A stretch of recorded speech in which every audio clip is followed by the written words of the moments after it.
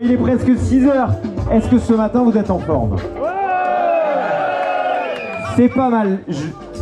Et surtout, je veux voir avec vos petites mains et entendre un maximum d'applaudissements pour l'ensemble des bénévoles. Plus fort que ça, on n'entend rien.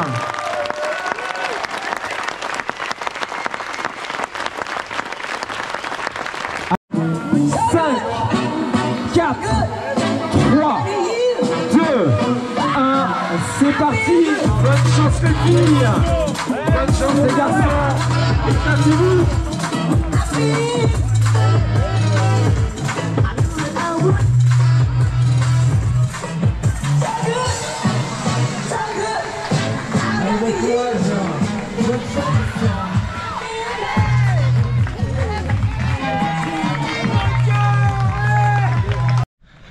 On se retrouve aujourd'hui pour l'intégrale de l'échappée belle. 152 km, 11 392 D+. Je suis parti dans la vague numéro 3 à 6 h du matin. Il y a deux autres vagues, première vague à 5 h, deuxième vague à 5 h 30. Donc on est la dernière. On est les plus lents normalement. On va voir. 54 heures max pour finir la course. Et ça commence fort déjà. Grosse montée. Là on est déjà au 5e kilomètre. Et ça fait 5 km qu'on monte.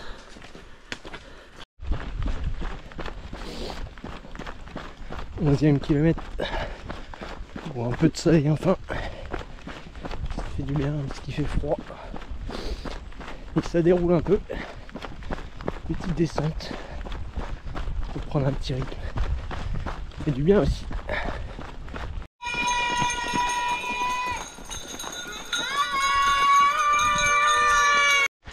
Encore un petit supporter qui est venu m'encourager. On a combien? 15 km. Oh, je trouve ça dur toi. Et les autres supporters ils sont là.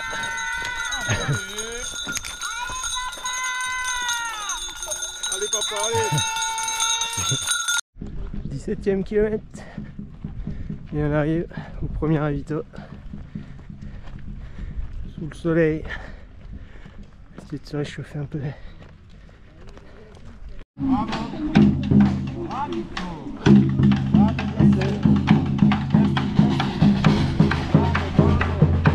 Premier ravito en 2h50.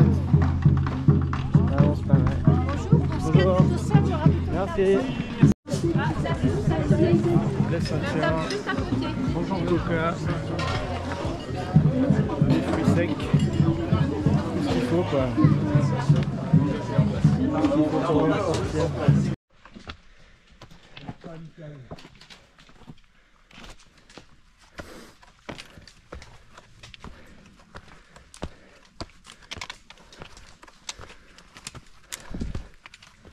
Et sur ce genre de montée, dans ce début de parcours, donc 19e kilomètre.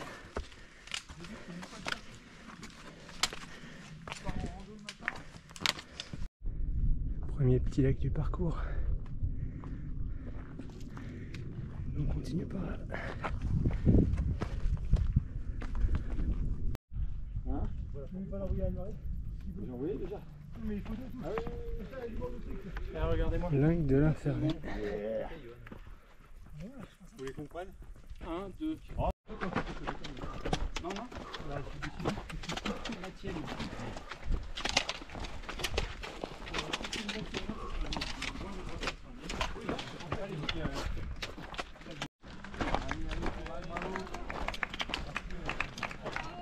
On arrive au premier petit col. Le deuxième refuge. Et avant de monter à la croix de Belledonne.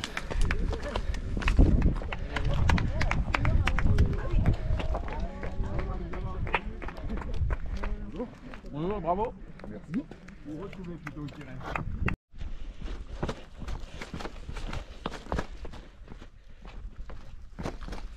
Ça glisse.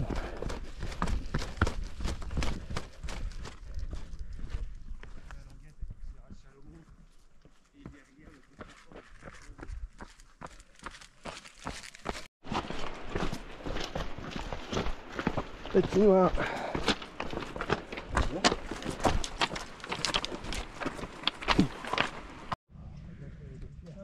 L'eau bleue cristalline. Magnifique.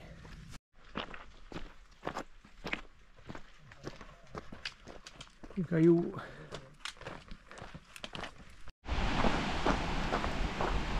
Kilomètre 28, on voit le refuge qui est là-bas derrière. Dans même pas un kilomètre. C'est le deuxième ravitaillement. Le refuge de la Pra. On va attaquer ensuite, monter à la croix de Beldon. Et le voilà, le refuge de la Pra. Deuxième ravito. Essayez de rester pas trop longtemps. On est reparti. J'ai mis la petite veste. Beaucoup de vent à ravito.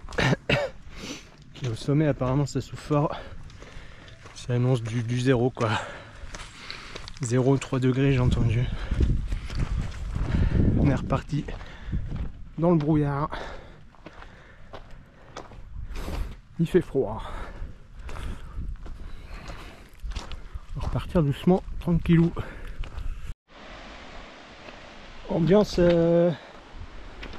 étrange hein. C'est un peu seul dans le brouillard.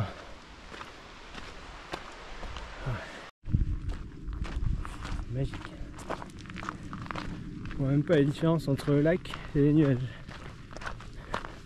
dans ce brouillard. Trop beau. Lac du Grand Doméno. Un peu de neige là-haut. On monte tout droit là-bas dans les nuages. T'inquiète pas, c'est roulant.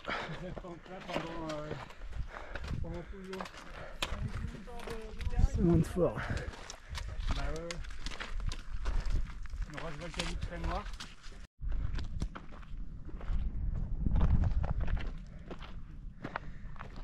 C'est bien dégagé sur le sommet. Pour enlever la veste. Un beau morceau déjà de fait. Et la croix elle est dans le nuage là-bas tout droit. On l'a voyé tout à l'heure. Donc on y va doucement.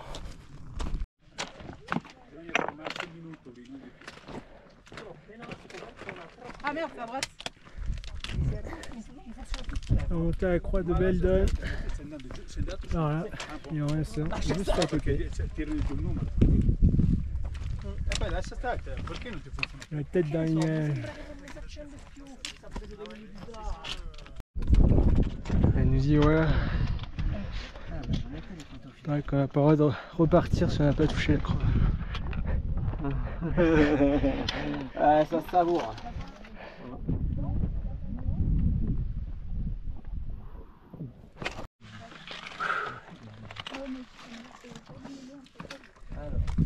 Il n'y avait plus qu'à descendre. Ce qui est bien, c'est que la descente elle est aussi roulante que la montée. Salade de cailloux. Ça ne va pas se rater hein.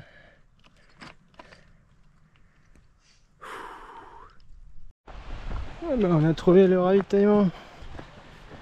Refuge de Jean Collet.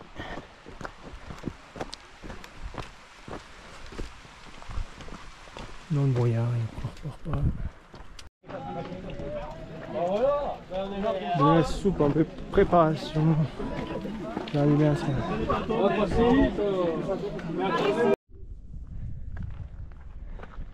Quand même de la mine de fer.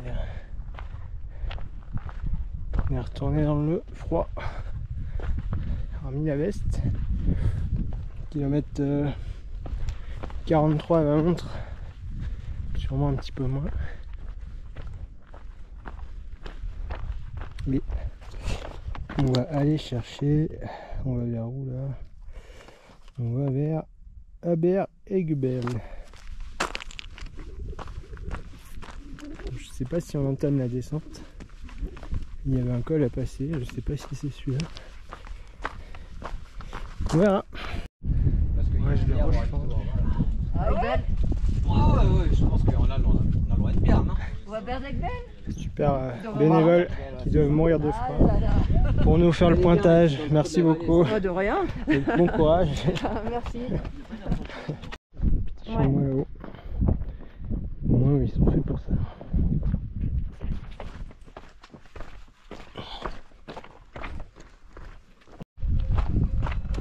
A priori il y a un ravito juste en bas là. Peut-être 1 kilomètre. Faire plaisir celui-là. Ça se dégage un peu niveau temps. Je crois que demain il fait beau. Enfin. Et on arrive au ravito. Et après on repart par là. Et on remonte vers le col de la Vache. Et on est reparti. Prochain point, base de vie, le Plénay. Apparemment il faut 6 heures entre ce ravito là et le Plénay. Parce que le col de la Vache il fait pas rire apparemment. On va y aller gentiment. Avant la nuit, il reste plus beaucoup là. Col de l'Aiglon. Direction col de la Vache. C'est indiqué pour 3 km 1h40. Ça descend puis ça remonte. Et depuis tout à l'heure tout le monde en parle du col de la Vache. Ça a l'air d'être un chantier.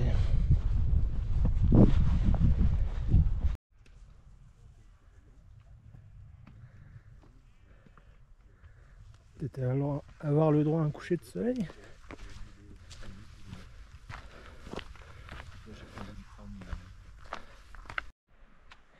Il y a des bouquetins.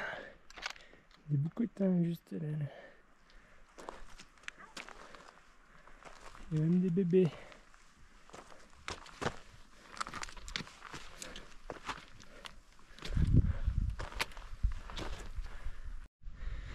Et ben le voilà, le fameux col de la Vache. Tout en cailloux. Que tout le monde peste dessus. Ça ressemble au Restonica Trail, hein. Où j'ai revu. Sorti entre les deux cailloux là-bas. On voit tout le monde. Et après apparemment on a une vue sur les lacs des 7 lots. Mais pas sûr qu'il fasse encore jour. Zone AOP, cailloux de Beldon. Et des cailloux là-bas, hein. Pas de problème. On est au col de la Vache. Superbe vue sur les lacs, comme promis. Et bah, plus qu'à entamer la descente, hein, dans les cailloux. À la frontale, je pense. Ravito le Plénay. Le pire ravito. Ça fait 8 km qu'on le voit. Et il n'arrive pas. Ça fait plus de 2 heures qu'on tourne autour. On va faire tout le tour de la montagne pour le rejoindre. Bon, ici on a un vrai repas chaud. Le ravito, c'est une base de vie, donc on peut récupérer les sacs avec les affaires qu'on a laissées. On va en profiter pour faire quelques ajustements de matos. Hello, il est 8h10. Donc ça fait 2h10 que j'ai entamé l'ascension du col de Moretin. La plus grosse difficulté de la course. Donc, je suis parti des petites tentes blanches, là, je sais pas si on les voit, à 6h et il faut arriver là-haut, entre les deux pics. On n'est plus très loin, mais bon, il reste au moins 45 minutes, je pense. Et voilà. Pourquoi la plus grosse difficulté de la course? C'est 1500 de dénivelé positif, avec des pentes allant jusqu'à 22%. Et la descente c'est pareil, il y a des lignes de vie pour se tenir aussi, pour rassurer un peu les gens. Et voilà, ils m'ont envoyé tranquillement. Moi je suis bien entamé et j'ai une nuit compliquée. J'ai mal aux pieds, j'ai fait beaucoup de glissades, je me suis coincé les pieds dans les rochers. J'ai pas essayé de dormir, non, mais mon corps a essayé tout seul sur les bâtons. Le lever de soleil a fait du bien. Regarde cette beauté. On y est. La fin elle tabasse.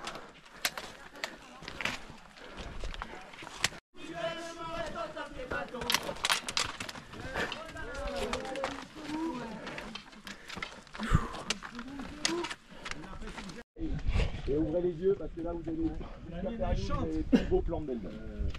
Après la Valoire c'était pas mal. Hein. Oui, c'est vrai.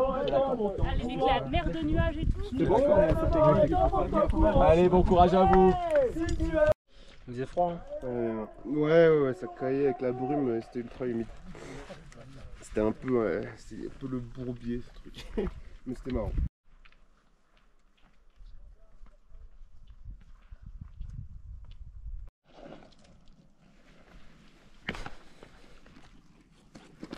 Ligne de vie histoire de pas finir en bas.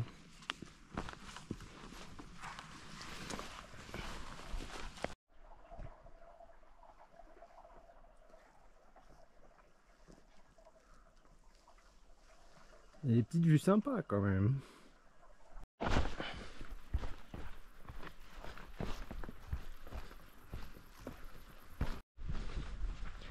Le ravito en vue sur un point de vue. Enfin ça re-roulant. On peut relancer les jambes un peu. Bon moi j'ai du mal mais ceux qui le font le 90 là ils galopent. Apparemment la fin elle est beaucoup plus roulante que tout ce qu'on a fait avant. Au moins de Perrier. Ça casse moins les jambes. On va voir si on peut accélérer un peu. Le petit mur de 600D+, avant la base de vie de Super Collet au 106e kilomètre. Deuxième et dernière base de vie. Profitez pour prendre un bon repas. Et le voilà, le ravito du 106e kilomètre. La base de vie de Super Collet, station de ski. Et après on repart, on remonte la piste qu'elle est dans les Vaches. Allez, on va bien manger. Et on est reparti voir les meufs.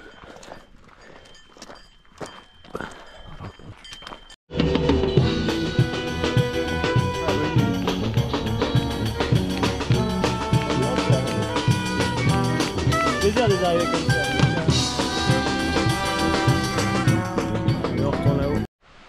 On est sur la montée vers le col d'Artigon, 4 km de montée. Bon, jambes lourdes là. On est au 115e kilomètre à la montre. Et nous voilà au col d'Arpingon. 2177. C'est tout bouché de ce côté. Et ça monte. Et bah il n'y a plus qu'à descendre.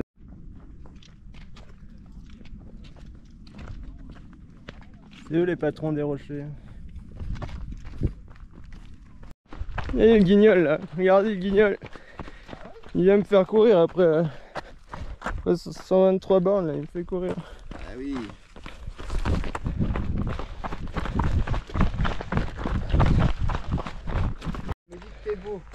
Et on repart du ravito de Valpalouse en 120, je sais pas, ma montre elle est à 125. Normalement il est censé être avant 120. Et là on repart dans le dur direct. Profitez encore des rayons de soleil. Ça va pas durer longtemps. Et les dernières lueurs du jour.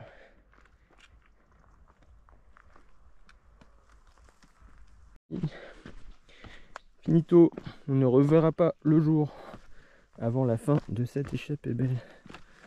Si tout se passe bien. Magnifique.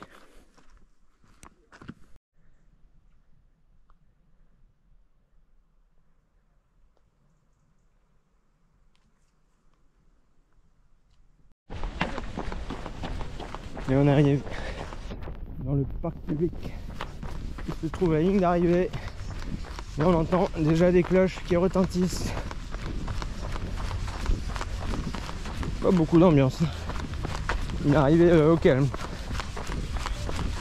Très très calme. 2 h du matin. Très calme cette arrivée.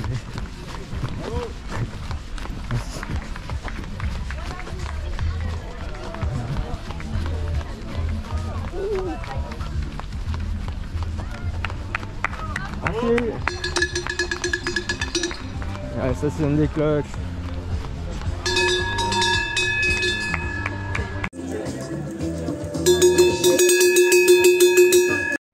Hello hello, on se retrouve aujourd'hui, on est le 1er septembre, c'est la rentrée.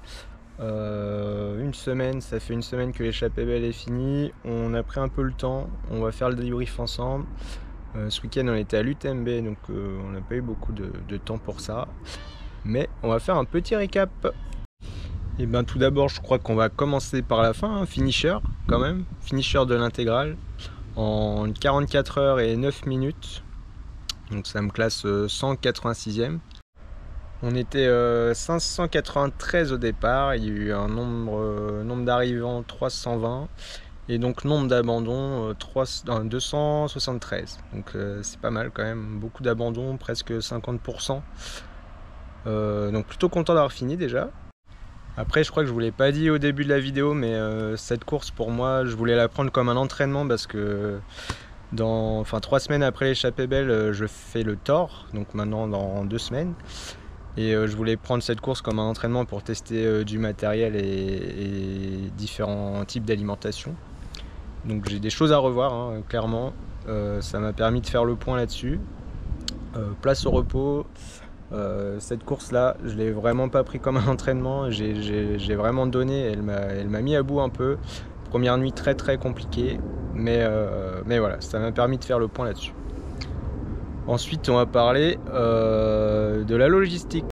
Donc, le retrait de Dossard se fait à Aiguebelle, hein, donc c'est à l'arrivée.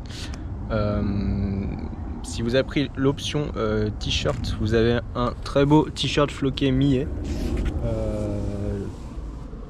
Floqué échappée belle, voilà, donc hop, traversée de Beldon, un petit t-shirt Millet technique, vraiment sympa. Il était disponible en 3 ou 4 coloris je crois, donc on avait le choix, on pouvait choisir, voilà. Le départ lui se faisait à Visil, donc de l'autre côté du massif de Beldon.